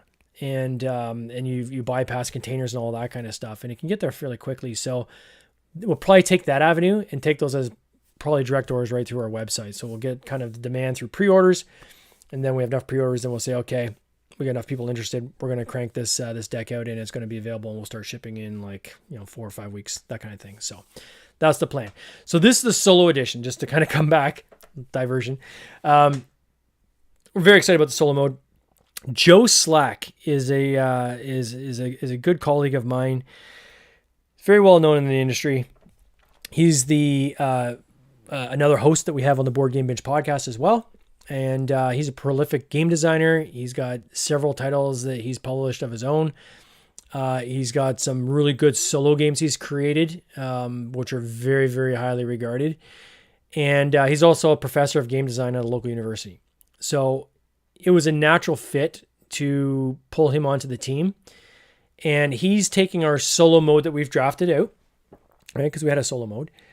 And now he's going through and he's going to Joe-ify it. And the stuff that he's already talking about, it's got me excited. It's got me excited. He is. It'll be well received by the solo gamers for sure. I have no doubt about it. So that's coming with this game. So that was a big reveal we had today. Tuesday we've got another reveal. I'm gonna take this off here because I'm not scrolling right now. Our next reveal is going to be on Tuesday. And so a week from today, we're going to have another big one coming. The week after that, we've got another big one coming. I don't know which of these two are my favorite because I love both of them. They're both really, really cool. And then we're working on a fourth, potentially a fourth, which will come like literally the last day of our campaign before the campaign closes. So it'll be on the Tuesday, and then our campaign closes that Wednesday at the end of the month. I'm going to know within 48 hours if we can do it. I'm talking with the factory right now. But if we can do it, man, I'm pumped. It's going to be awesome. All right, so let me talk to you about some of these components in the game. For those of you who aren't familiar with the game, every game comes with a stitched neoprene mat. Uber high quality, fits in the box, ladies and gentlemen. So no carrying this to game night in a separate bag or grocery bag or whatever, have it collecting dust in the corner of your calyx. This fits right in the box. We have dice mechs. These are going to come in every game. The 4-player game gets 4 of these. The 6-player game gets 6 of these. I did have somebody ask me, can we have them have different like drill bits or tools on their arms? My initial answer is probably no, but I'm gonna check because God, it is $3,300 for US for a mold, and you times that by 4 to change that guy. But again, I'm gonna investigate. I investigate everything, so I'm gonna investigate it. Hordes and boards. Thank you for the solo mode. This type of solo mode is what keeps Robinson Crusoe on my table. Coming from years past and years to come, more solo scenarios for Cities of Venus would be awesome. Good stuff. Thank you. I apologize. It's hard for me to read that just because the way it shows up on my panel, it literally breaks all your words like in half. So sorry for me. That wasn't the way you wrote it. It was the way I was reading it. Thank you. Yeah, we do have tons of more scenarios coming. And even the solo mode, Joe's like, can I add cards? Which, again, the first going in was, let's use what we got and try to do it with rule books. But there's probably going to be some cards added too. I know Joe is... it's going to be good. It's going to be good. It's already good, but I think what he's adding is going to be super cool. All right, and then the quad layer player boards. These look super dope. Do I have one here? Let me grab one. 2 seconds.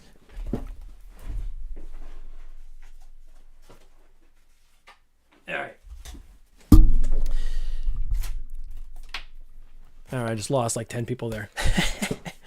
All right, so this is the, I got to show the price. So this is that you can see on screen, which looks really cool. I got one here in my hand.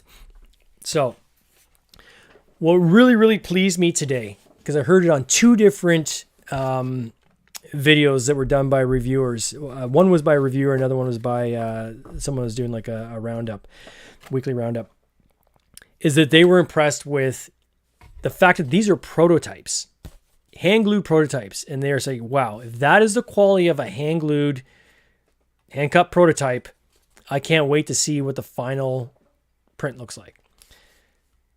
That hit me there, because that is exactly what we were going for. And when we do reviewer copies of our games, we try to make them as complete as we can. It's tough. This one, we got hit with Chinese New Year.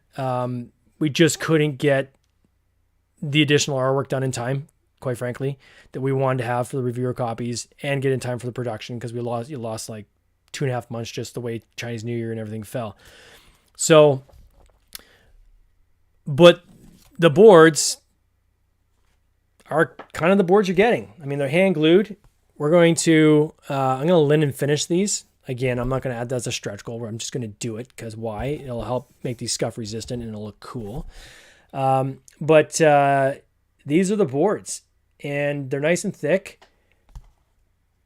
I mean, these ones are slightly warped. I've had in my game box, but I'm pretty sure we'll be able to get them even straighter than that. And the factory right now is they're playing with different materials. They're confident that they can make these things like very, very flat. The overall, the straight is more kind of these guys here. So you're going to see like this little thing. See how it's like, it's kind of pulled up there. So, and I can see it on this side too, how right there, the window kind of pops up a little bit from the warping. So we can play at the thickness of the layers. There's different materials we're going to play with to get those kind of just fixed. The windows themselves, these are squares with rounded corners. These windows are going to be circles. And because a circle won't have the same issue that we've had with a handful of these boards, where when they do warp, the card was kind of like catching a little bit on the window. If that's a circle, that won't happen. So lots of things we're going to do for to make sure scuff resistant, better materials, straighter, that the production quality is going to be even better than these. And everyone's like saying, wow, these are really, really good. But then also thinking, okay, now what can we do to compensate for wear and tear, right? So what if somebody does let their boards kind of rest on something? Because if you take any cardboard and you rest it on top of something underneath it, and then there's weight on top of it, it'll curve. So try and think of scenarios like that, okay, if somebody abuses the board, what can we do to make sure that these boards aren't going to lose their function? So that circle window was one of those things that we came up with. It's like, okay, from an engineering standpoint, that will fix any issue that comes up with. But the fact that these boards are getting the kudos they're getting is really awesome. Let me grab you a card. So this is a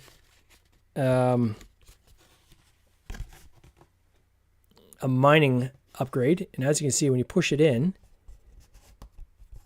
some of them have an actual power. This one doesn't have a power, but if it's an innovation, the power would peek through here. But over here, you've got your victory point, and then you've also got your capacity. So this one here, because it's a high victory point, I think I was talking about this earlier, and it comes in the third phase. That's why it's this one's red on the edge. So this is a phase 3 card. So it's near the end of the game. When you push it in, it replaces the capacity and changes the capacity of that department. So some of the cards will actually increase the capacity. Some of them will bring the capacity down. Usually if the capacity is going down, it's because there's something bigger that's happening either in terms of victory points or a power. Stable Shields is a good example of this. Stable Shields gives you an advantage that you're not eroding your shields every single round. However, kind of compensate for that a little bit, the capacity in your shields goes down to 3. So if you get hit with 2 events in the third round, if you didn't keep replenishing your shields, even though you didn't need to for the erosion part, you're still kind of cooked. So it forces people not just to kind of do one thing and rely on it. We still want things to come and go and keep impacting you. Even if you have one thing to offset something here, something else can still hit you in another area. So we've done that. All right, so let me go back after explaining. So that was the actual player boards. All right, so we've got the cards. Right now we've got 86 cloud drop cards. We've got 22 event cards. Right now, as I said, there's duplicates in there now, but the final game, there's not going to be really many duplicates. There might be a couple duplicates. Certainly the radiation leak and the lost drop run, those ones, we will not duplicate those, but if there's one in there like growing your population, that I think we're still going to leave in duplicated because people need some relief, of course. Innovation cards, 24 innovation cards. A lot more innovations coming. 4 International Innovation Station boards. These right now have words on them to act as kind of a reference card as well as your endgame scoring reminder. We're going to tweak the artwork on these so that there's no words on them, and we'll have a separate reference card that we can do in multiple languages. That'll just make these cleaner and language independent.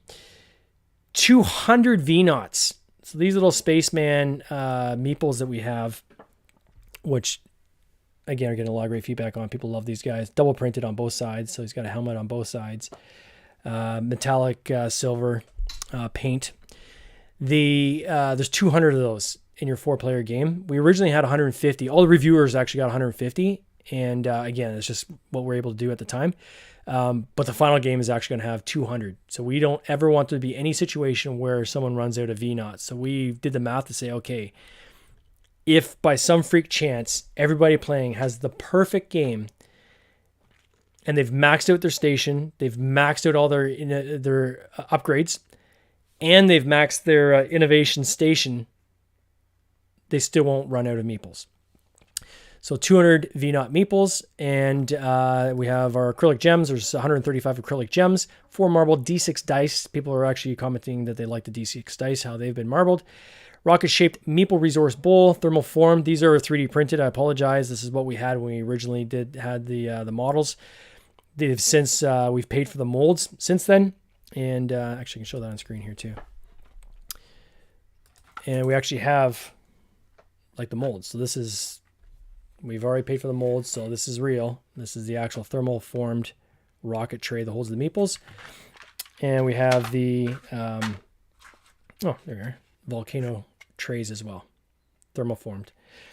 That allows them to nest in each other, so they actually fit in the box. The box that we sent to the reviewers didn't even have the dice mechs in it, and it was packed. So we know that the box is going to have to be an inch deeper at least for the 4-player and probably 2 inches deeper for the 6-player game, just to fit everything in. All right. The box, we're going to have spot UV varnish on the box. Again, I know a lot of publishers will do that. They're going to say they're going to do it anyways, but they take it out and then give it back to the stretch goal. right out of the gate, we said we're going to do that. We're not going to play games. Same with inside lid printing. That's something I personally love in the games that we create. We try to do inside lid printing on all of them. Then your extended pledge, if you're doing the 6-player version, you get 2 additional Mighty Mechs. These have been printed by the very talented Megan. They're going to come white, or actually they'll come like a gray, and you'll paint them yourself. You get 16 additional innovation cards, 24 additional cloud drop cards, 8 additional event cards, and 50 more VNOT meeples. These cards will be specific to the 6-player game. So we wanted to make sure that we rewarded the higher pledge level. So there'll be some stuff in the higher pledge level that you won't be able to get in the 4-player game. And that's going to be some of the variety in the cards. You get 2 additional marble dice, D6. You get another rocket. You get 3 more volcanoes. So 6 in total, and 2 rockets in total. So you can spread them out amongst the table. So everybody's got some resource trays in front of them. 2 more mini player boards, 2 more quad layer boards. If you want to compare kind of what's the difference between the two, there's roughly 100 more components in the 6-player version. We've got a handy chart here just so you can see the difference between the two. We do have the first player mini, as I was talking about at the beginning of this stream, that we some of the people that came in early, I got that for free, but it's still available for people to purchase as an add-on. And we have that for roughly roughly $7. I'm getting tired. It's getting close to midnight. $7.50 US to add as a mini, which we think is reasonable, especially since the molds for this is going to cost me $3,300 US. So there won't be enough people buying these to cover the molds, and we're going to eat some of the cost on that, but that's okay. It's cool, and it adds to the game. How to play. We've got some how to play videos here. We have one in English, one in French. We have one in Italian. I was talking to another reviewer today who does Vietnamese content. So his channel is actually all in Vietnamese. So I think I might actually send him a game as well. That'd be kind of cool to have that on the page as well. You can download the draft rulebook right now. I will say that this is 8 pages. We are going to expand to 12. So it's going to be a lot more artwork in the actual rulebook with kind of diagrams explaining things. And inclusive of the solo mode is going to be in there as well. I'm not a big fan of having like a separate kind of insert that get thrown into books with solo modes. You get that with games. Sometimes you have a couple books. You're not really sure which is which. So we're going to have our book designed properly so it flows. We did this on our last 2 games where we had the book flow, and then at the end it said, okay, now here's a solo mode. And it was an easy way to follow into the solo mode of the game. So we're going to do the same thing here, but you can check out the rules and see how to play for yourself. We also have, as I said, more pages going to add. We have additional languages we're doing. So we'll have in the Pledge Manager, that's where you'll say, okay, I need the Italian version or I need the French version. And we'll just make sure we ship you the language appropriate book with your game. So it'll be done through the Pledge Manager. Previews, we've got some nice previews that were done. We couldn't get all the content on here. We got a lot of content we got from people. We really appreciate everybody's feedback. The previews are more kind of just here's kind of overview how to play the game. Reviews, these are more people's comments, the good, bad, and the ugly. I'll let you go through and find the ugly. There are some in there. Interestingly enough, most of the, I would say, of the ugly, I wouldn't say it's ugly. Most of the feedback has been people saying, I hope these guys, by the time this thing gets published, give us even more variety in the cards, or I want even more innovations. I want more stuff in the card mix. And that's 100% coming. I mean, we even put that up above. This represents kind of about 60% of the variety is all we could get out, quite frankly. There's a lot more coming. And some other cool things we're going to add in, quite frankly, that are going to be announced in the coming weeks. So just keep that in context. But yeah, I mean, they got some pretty transparent reviews here, which are pretty cool. And we just added today Harry Game Lords, as well as Unfiltered Gamer, which again, I feel horrible that I didn't catch that they did this video like 7 days ago, but the whole intro section of it is just cool. Like the whole showing the surface of Venus and all that kind of stuff. They did a great job. So it's now on our page. Comments from different people that have tried the game, little snippets. Tried to just take like little snippets that represent different things, so it's not all the same about the game. Try to pull kind of the flavor of what you get. Of course, I want to give a shout out to our crew, myself, my design partner and brother, Adam. We have Daniel Kuna, who did the artwork. It is not AI artwork. I had somebody ask me that about the box, and I know that's a fair comment. There's a lot more games using AI artwork now. Quite frankly, I got a title that I'm working on that's going straight to retail that's using AI. Not going to put it on Kickstarter. That one's more of a quick game that'll go to retail. But this one is not AI. This one, we have a lot of sketches, and there was a lot of back and forth over the past year with Daniel to get the artwork to where it is right now. So knowing that I've got the initial kind of pencil sketches before we even got into what these things look like, I can assure you this was all done digitally. He's a digital artist, so he uses Procreate with his pen. And very, very talented guy. And stay tuned. There's a lot more art coming from Daniel. We got Marco. He did the graphical elements, so the frames around the cards and things like that, the symbology on there. That was Marco. We call him Mackie is his nickname. Stephen Hill. He's a great buddy of mine. He's been here pretty much from the beginning. A lot of the games, he's been the rules kind of editor scrubber. Helped me kind of articulate things. He's really good at actually cutting out the fluff. He'll go through like my initial cut of rules and he'll be like, I think we can kind of cut a page of content out of here and just kind of get to what this is about. So he's really good with that. And we got Caitlin. She's done social media for us as well as she helped create the campaign page. Did a great job. Again, shout out to the Board Game Binge podcast. It's a self shout out because, of course, I'm the host of the Board Game Binge podcast and the creator of the Board Game Binge podcast. But still, I think it's important because there's a lot more than just me that goes into that. We've got Mike Bruner, who's been the producer on that podcast right from the beginning, and he's really helped us with kind of shape it to where it's at today.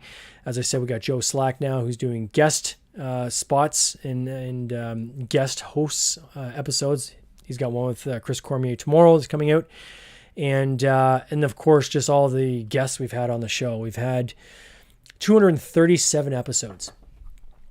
We've had some guests on multiple times, like Jamie Stagmeyer's been on 3 times. Jim Hudson. Actually, Jim was twice maybe. I think we had Jim twice actually. Connor McGoey, Inside Up Games a few times as well. So even when you look at the duplicates, there's probably at least 200 individuals that I've talked to over the past 3 years and have learned from and have been mentored by and have given me great advice and have selflessly offered their time, right? Like Jamie Stagmeyer was on our podcast, I think on the first time was episode 15. Like I was shocked that he was willing to do an interview. Like a guy that's that busy, and I think it was right around when he was doing Wingspan. A guy that's that busy and is that high profile to give his time to people that are starting out in the industry. I can't thank that guy enough. He has given so much back. If you go to StonemeyerGames.com, you got a paint by numbers blog there where he itemizes exactly how to launch a Kickstarter campaign, how to launch a game, how to test play games. Anything you want to know about bringing a game to market, you're going to get from his website. And he just offers it up because he wants to give back and pay forward. He is just one really, really good dude. And I really, really appreciate him. So fast forward here, we are 3 years later. We try to pay back that as much as we can. So, I'll have in the Board Game Binge podcast Facebook group. Please join if you're not private right now. We have over 1,800 members. It's a private group, so you do have to request to be added, and we just add you, and that just allows us to keep the bots out.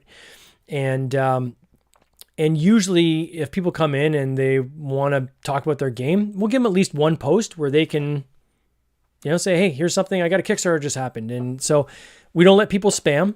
So you get one for free, and then after that, we'll monitor it, make sure you're not hitting the group over and over again with your content, unless you're having a discussion. If you want, have an ongoing discussion, I think that's great, but we've got to be respectful of the group. But we try to let anybody get highlighted there. On our podcast, we've had the Jamie Stagmeyers and Jim Hudsons of the world, and then, the next week we'll have somebody that did like a $5,000 campaign. Or we'll have somebody that is involved in board game art. Or we'll have somebody that's a content creator. We've had TikTok content creators on our page and so forth. We try to get anybody and everybody on there that we can that has a story to tell. Very quick episodes, 30 minutes in and out. You can listen to it while you brush your teeth. You can get through an episode on your way to work. You can listen to another episode on your way home from work. It allows you to binge it. They're little bite-sized bingeable content. And we quickly jump into the person's backstory. And it's a conversation. Every time, I don't know how many times I'll get asked, hey, can you send me a list of questions ahead of time? And I say no. because I don't know what I'm going to ask you. We're just going to have conversations. We're going to start with, how did you get into this industry? And then I'm just going to take it from there. We're going to see where that thread goes. And then usually halfway into the interview, we'll jump over to whether it's a game or whatever the project is they're working on. And we'll talk a little bit about that. But it's usually in the context of, what were the motivations bringing you to this point? What were some of the challenges you had getting here? What were some of the things that you ran into or frustrations you had trying to bring this game to market? We'll get into the game a little bit, but I don't try to go too deep into the mechanics. Like, we're not a game review podcast. We're not a podcast about game mechanics. We're a podcast about people and people's stories. If that's something you find interesting, then I hope you join our podcast. You can download it anywhere you download your favorite podcast, Spotify, Apple, Google, anywhere. There's a boardgamebinge.com. We've got the full back catalog there. We can actually see the video because we do it live. So you can see the video of us talking to each other. And then, of course, we post it into the Board Game Binge Facebook group as well, and you can watch the replay there. So that's my little piece on Board Game Binge. We don't charge anything for Board Game Binge. Just one more thing on Board Game Binge. We don't take sponsorship dollars. No one has to pay to be on our podcast. It is all self-funded, and it is costly, right? So we have to pay for the servers to hold the whole back catalog. We have to pay the software to run the feeds like OBS and things like this. We pay Captivate, again, constant fees for that. So things like this that we're talking about tonight, Cities of Venus, our Kickstarter campaigns, not only is it helping us create more games, but it's also helping us do things like the podcast and keep that going. BackerKit, shout out to those guys. These guys are top shelf, man. I've worked with a lot of pretty much every.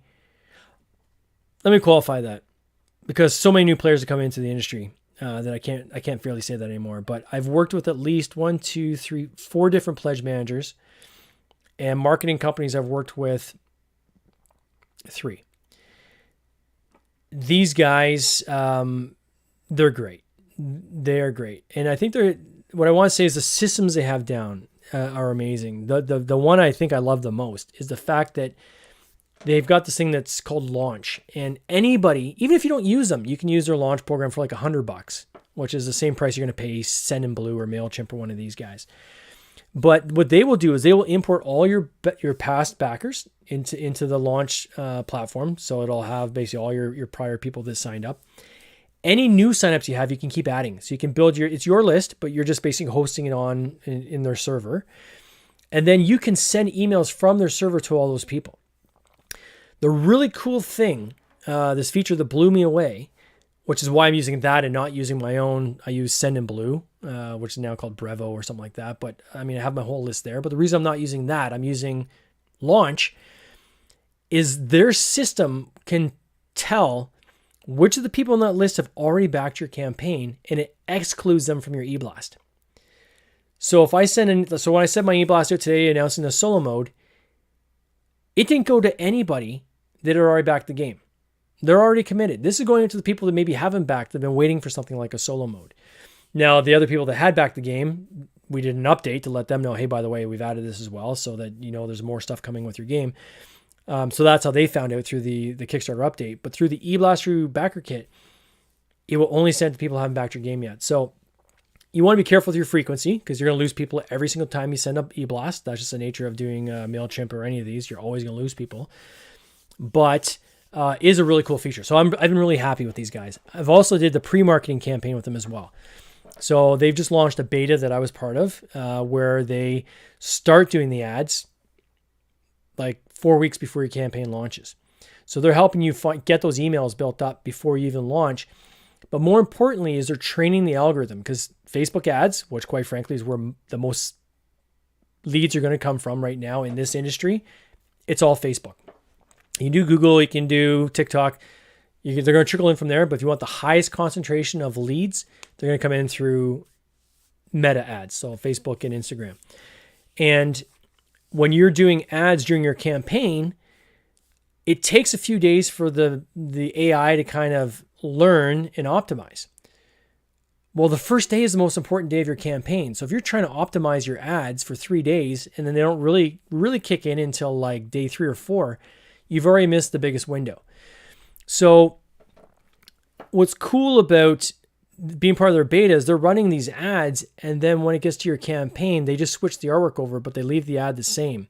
So the ad is still serving out to the same kind of learning model that had been going for the past 4 weeks. For me, it was a big difference, and we saw it on this campaign. This campaign's been the biggest campaign we've ever had, so very, very happy with them. Here's our social channels. Please follow us on all of our different social channels. I really appreciate it. Definitely our Discord is kind of light. We need more people in Discord, so please join us. We have to get up to 1,000 followers, I believe, on Discord before you can open up to public and be searchable. So it's only by invite. So that link on this page will pull you right to our Discord channel. Tabletop Simulator, you guys want to play this game? As long as you got someone you can play with, you can play a multiplayer game of this right now, anywhere from 2 to 4 players. The game setup is all automated. You just click a button and it sets the game up for you. Rule book is on the table digitally that you can read there. And then lastly, shipping. I just want to say that we have customs friendly shipping for all the regions that we are, the primary regions we ship to. So North America, so Canada, US, I believe Mexico, UK, European Union, as well as Australia, New Zealand is all customs friendly. So you're not going to have to get a bill from customs just to receive your game. We're going to take care of that ahead of time. Taxes are charged in the Pledge Manager. This is the reality of where we're at now globally. Most countries have caught on to Kickstarter and are insisting that we're collecting taxes, so we have to do that, and that's our legal obligation. What's next? So it's the bottom of our page, and face to cam, I'm just going to take you guys through this really quick. All right, so our plans for Cities of Venus. And give me a thumbs up if anybody's still listening, because I'm going to wrap this up in about 5 minutes, but I'm going to take you through kind of the future, what our future plans are. Give me a thumbs up if you're still here. All right. So the current universe we've created is a Cities of Venus universe, and the whole thing was based on this premise of a story we originally read a couple years ago that scientists around our planet were saying we should be focused on. Oh, Horizon Bourse here. Awesome. We're saying that we should be going to Venus instead of to Mars. Right. That was the whole premise. They had said that, and this is real science, right? Venus is closer, same size as Earth, so you have the same gravity. You've got very, very thick atmosphere. So if you're 50 kilometers up, you got enough cloud cover above you to insulate you from radiation. Temperature is the same as Earth. So again, you're not having to worry about freezing to death or incinerating. Again, if you're 50 kilometers up, atmospheric pressure is the same as Earth at sea level. So if you get a leak in your station, you can just go and patch it up because it'll be slow. You won't get rapid decompression, things like that. Contrast that to Mars. Mars is a hellhole, right? There's a 2-year launch window. It takes 2 years. Every 2 years is when they're going to launch. It takes 6 months to get there. So it takes longer to get there, and you can't go there as frequently. It is 2/3 the size of Earth, so you're going to have bone density loss. You're probably not coming back. You've got virtually no atmosphere, so you've got no protection from radiation. There's no magnetosphere, so there's nothing to keep the radiation from pelting you. So you're going to have to live under some kind of rock enclosure, some kind of enclosure to protect you from radiation. Outside is like colder than the Arctic here on Earth, so it's not like you could just walk out in comfortable clothing. You need a pressurized suit because, again, there's no atmospheric pressure, which would cause rapid, like if you ever watched the movie The Martian, he gets a leak in the one habitat module and the thing explodes, right? Rapid decompression. Well, that's what would happen. So lots of dangers. One of the good things Mars has going for it is leaving the planet is easier because there's less gravity. There's no atmosphere resistance. You can actually manufacture the fuel you need to leave there, right, from the CO2 air that they do have there, the thin atmosphere they do have. So there are some, and you can probably manufacture, I think you can maybe manufacture water there. Whereas on Venus, you're going to have to ship it in either through capturing an asteroid or something like that. But lots going with Venus. So that was the premise behind the story, how we create this whole world. Where we're going from here is after this campaign is done and we ship these games in a year. It's going to take about a year for us to finally everybody get the games in their hands. We're going to have these card packs, right? So our intent is to maintain the game as we go on. So this game has legs that last for many years. So you don't just kind of get bored of the game, but you have ways to keep refreshing the same game. In addition to that, we are going to come probably in a year and a half with a Kickstarter campaign for the sequel, which is called Survivors of Venus. And the premise behind that story is these guys that were down on the surface mining away and for many of them it was a one-way trip, actually realize that there's still survivors down on the planet's surface, in the form of, when you're playing the game, I'll give you a good example. Here's a good example. So here's a card in the game. So if this shows up in the drop, it says there's 6 people that you're going to add to your food and water area, and if you pay them out, you need it on the card and so forth. If no one takes that card, it falls to the surface and it burns up. So our premise, here's another one. Here's the even better one. Okay, so there's people in these little, stasis pods. If nobody takes this card, it goes into the discard pile, which is the surface of the planet. So you're assuming that they're gone, they're destroyed. Technically, those people died. Well, the sequel is those people didn't die, right? Those canisters are down on the surface. They're pressurized properly or whatever. They're protected from the immense pressure at surface level and the heat. And these mining mechs only have so much resources, and they have to go and try to find these people. And V-Knight powers everything. That's why V-Knight's so valuable, and that's our gems in the game. Is it powers the station. It helps power the mechs. So there's this polyomino game that we've created, where if you've ever played, anybody play Barren Park? If you play Barren Park, give me a thumbs up. It's got some Barren Park vibes to it, where in the sense of, if you build if you fill out like a grid, then you get to add another grid, right? So you're kind of adding a few more grids, and each player can do this. And as you're exploring, so you're basically exploring the terrain, and the polyomino shapes represent the area you've explored, and you're mining as you go, because you need to get minerals to keep your mech going to find the survivors. So you're trying to find survivors, you're trying to mine V-Knight, and you're trying to cobble together equipment to build a ship that then allows you to re-ascend back up to the city and take all the survivors with you. So that's everybody's objectives. Everybody's kind of doing the same thing. Much like this game, which has some, there's no take that in our game, right? That we have our current Cities of Venus game. There's basically the most points at the end of the game, like a true Euro, the most points at the end of the game wins. This will be similar, right? So everyone's going to get off the surface, but the most points will be the person that's basically the captain of that ship, right? So the way you score will be a combination of V-Knight. So thematically it ties into this current title we have. Survivors, so V-Knots, again, ties into the theme of this game. And then ship components will have a point value to it. And based on order of discovery, a bit like Barren Park in that regards, they decrease in value, right? So the sooner you find them, the more points you get in descending order. So that's what's coming as a sequel, Survivors of Venus.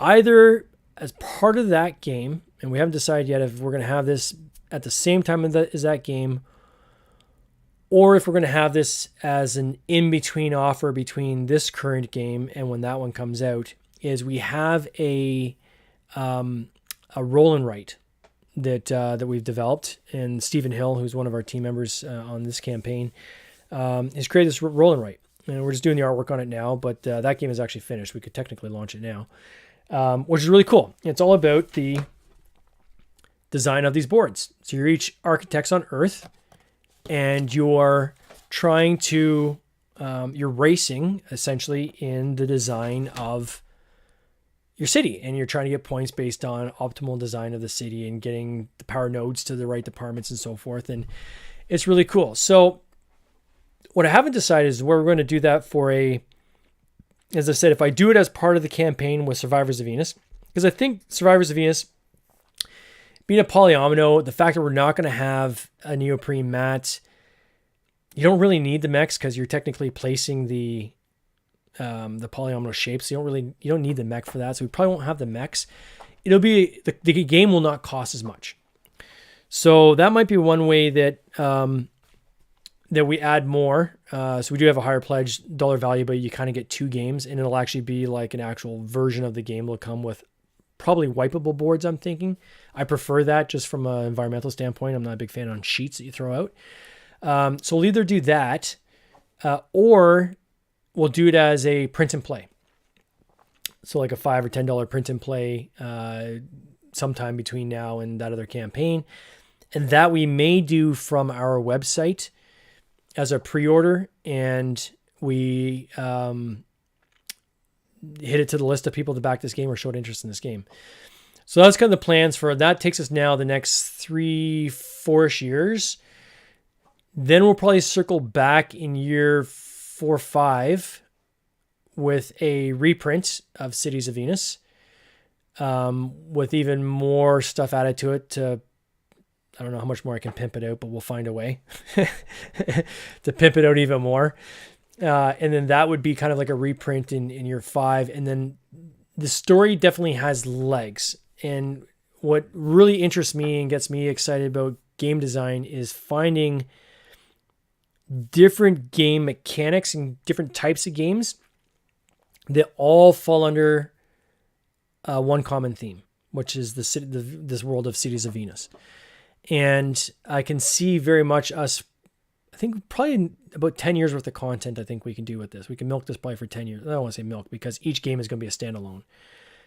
What we're not going to do is say, here's a sequel to Cities of Venus and then we add some weird mechanic on that doesn't add anything to the game. It's just an excuse to come out with an expansion. Not going to do that. And I can think of a couple games like that right now that I have in my collection. They're games I absolutely love. I've got one that I'm not going to say what it was, but the other day I was playing it at game night. We're like, hey, we've got expansion. Let's play one of the expansions with this. I haven't played the expansion yet. We played the expansion and we all looked at each other at the end and we're like, that didn't really add anything to the game. Like there was no incremental enjoyment that came out of that expansion. So we're still going to play the game because it's one of our favorite games that we play a lot of time as a kind of a game night warm-up. But I'm not going to pull the expansions out because my enjoyment kind of maxes out on the original game. So we're going to be very cognizant of that. That any game we do will be wrapped in this kind of Cities of Venus world, but will be standalone games. So you don't have to own any of the prior games to have them. If you do, it'll be kind of cool. Somebody asked me on the last stream I did, are we considering doing like a big box? That could be kind of cool. So I could see doing that if we have that could be something cool to do with Cities of Venus and then the Survivors of Venus and then Architects. That could be a cool box, like a big box that literally holds all the games. You just bring that to game night. Boom. We're playing Cities of Venus tonight. We're going to go through 3 different games and they're completely different game styles, but they all tie into the same story. That could be kind of cool. So we're going to keep our eyes out, and that's where we're at. So that's it for tonight's stream. I am humbled by the number of people that joined. It is blowing me away that it seems to be more and more every time I do one of these streams. So I'm going to try to do more of them, actually. And anybody that stuck with us for more than the 30-second scroll, thank you. I know Hordes and Boards, gosh, you stuck it in for way longer than I would have thought you could tolerate. So thank you so much. And I want to wish everybody all the best. Thank you so much for supporting this campaign. Again, I go to bed at night just smiling. For this past week, every night I go to bed smiling and thinking, what else can we do? But definitely smiling. So I want to thank everybody for that. And let's cross our fingers. Hopefully we get to 90 on Friday. That would just be amazing. Anyways, everyone, have yourself a fantastic